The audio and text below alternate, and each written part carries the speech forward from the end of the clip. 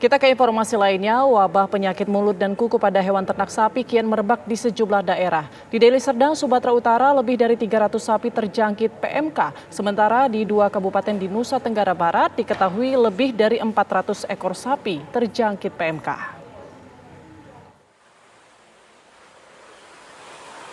Dalam sepekan terakhir, jumlah hewan ternak sapi yang terjangkit penyakit mulut dan kuku di Kabupaten Deli Serdang, Sumatera Utara terus meningkat.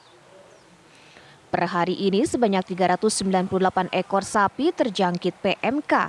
Data dari Dinas Pertanian Deli Serdang mencatat, sapi-sapi yang terjangkit PMK berada di 5 wilayah, yakni Kecamatan Hamparan Perak, Galang, Percut Setuan, Pagar Merbau, dan Kecamatan Tanjung Morawa. Data terakhir kami itu, karena kita di kabupaten ada 398 ekor untuk satu kabupaten Deli Serdang ini yang terjangkit PMK sampai hari ini. Kondisi sapi yang terjangkit PMK tampak kurus dengan bintik-bintik hitam di areal badan dan sela-sela kuku.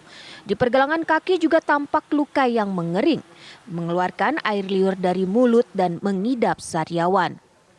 Isolasi hewan ternak pun dilakukan terhadap hewan yang terjangkit PMK agar tidak menular ke hewan lainnya. Sementara itu, Dinas Pertanian Kabupaten Deli Serdang telah memberikan obat-obatan dan vitamin terhadap hewan yang terjangkit PMK.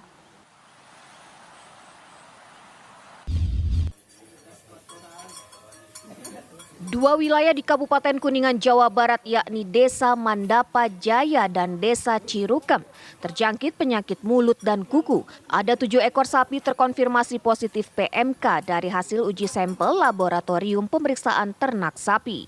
Kini ketujuh sapi tersebut diisolasi selama 14 hari dan dipisahkan dari kandang agar PMK tidak menyebar ke hewan ternak lainnya. Merebaknya wabah PMK pada hewan ternak membuat Dinas Perikanan dan Peternakan Kabupaten Kuningan membentuk tim Satgas PMK untuk mencegah masuknya hewan ternak sapi dari luar daerah ke Kuningan, serta melakukan pengawasan secara berkala kepada peternak sapi.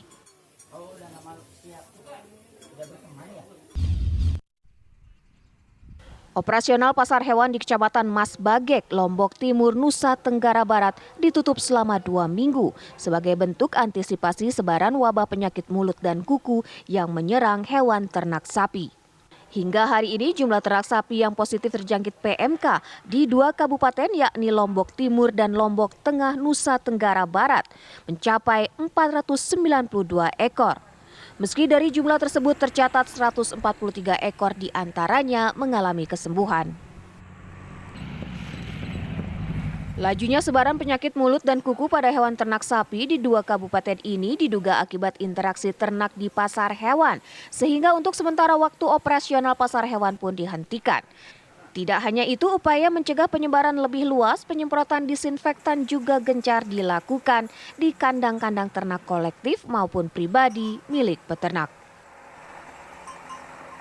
Dari Deli Serdang, Sumatera Utara, Kuningan, Jawa Barat, Mataram, Nusa Tenggara Barat, tim TV One mengabarkan.